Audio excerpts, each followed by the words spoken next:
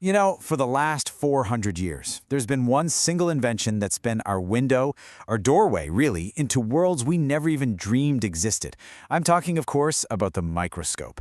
And today, we're going to dive into its incredible history and how it showed us the unseen.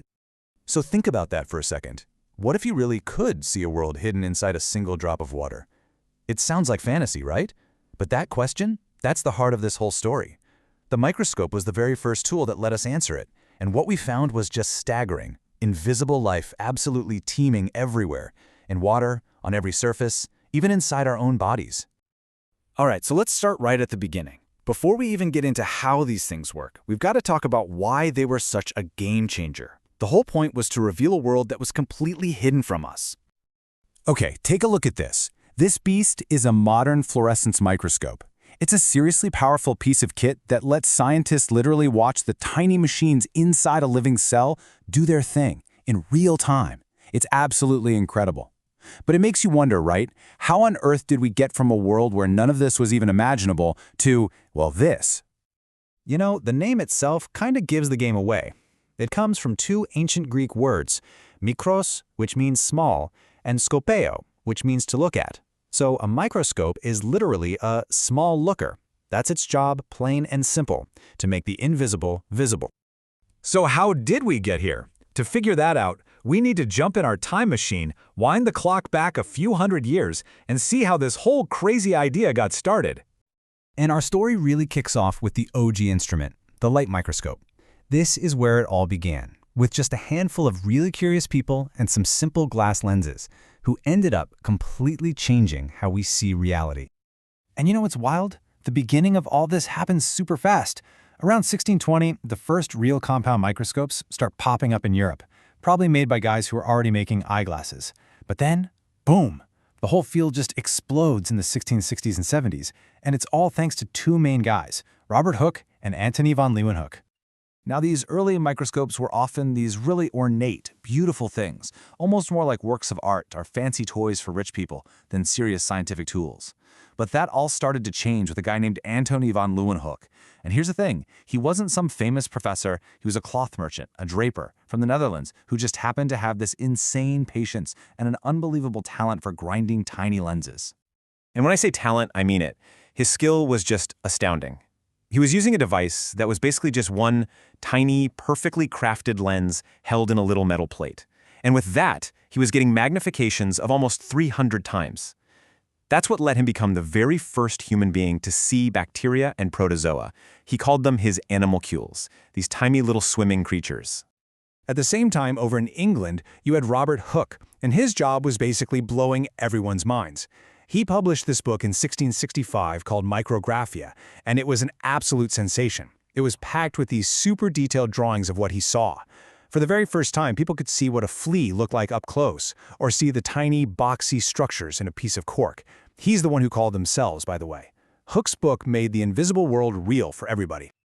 Okay, but there was a big problem. Seeing living things was really, really hard. See, for the longest time, to make a cell visible, you had to stain it with dye. And that process, it killed the cell. So you could see it, but you couldn't see it live. That all changed in 1953 thanks to Fritz Zernike and his invention of phase contrast microscopy. And just look at the difference. On the left, a normal unstained cell, you can barely see a thing. But on the right, with phase contrast, bam! All the internal bits and pieces pop right out. This was huge. For the first time, scientists could actually watch life happen inside a living cell.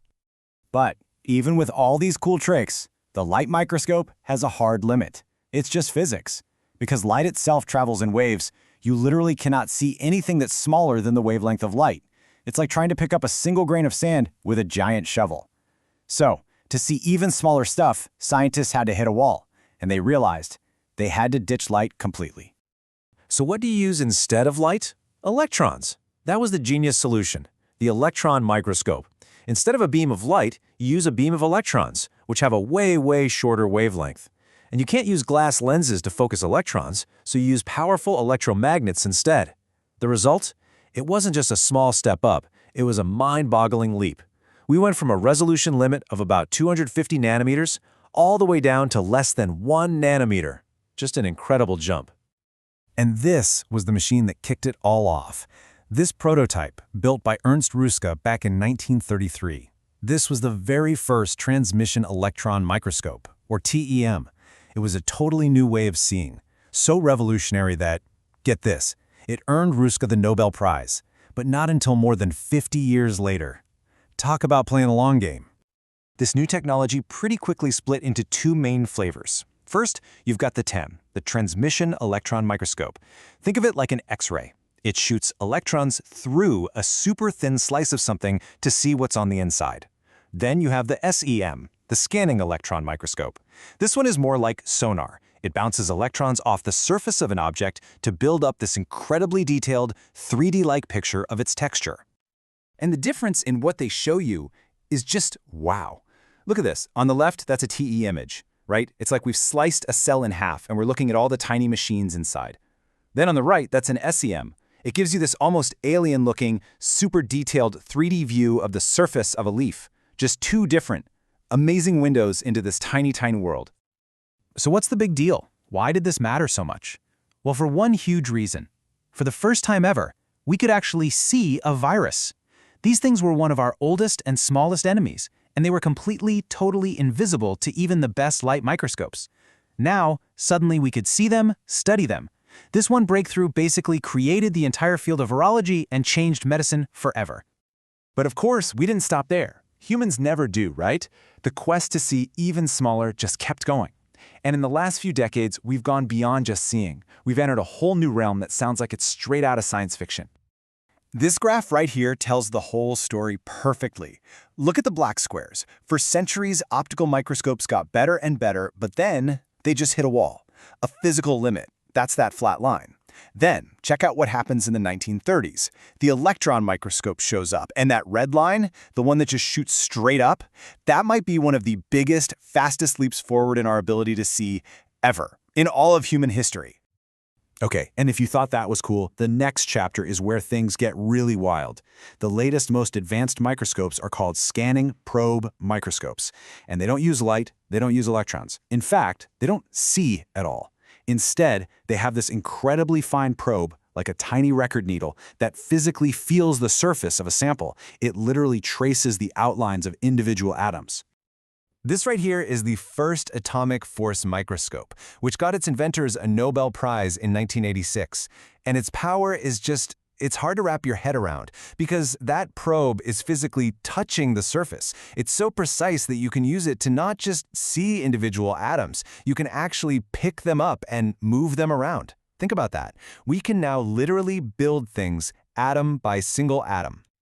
And that's where we are today.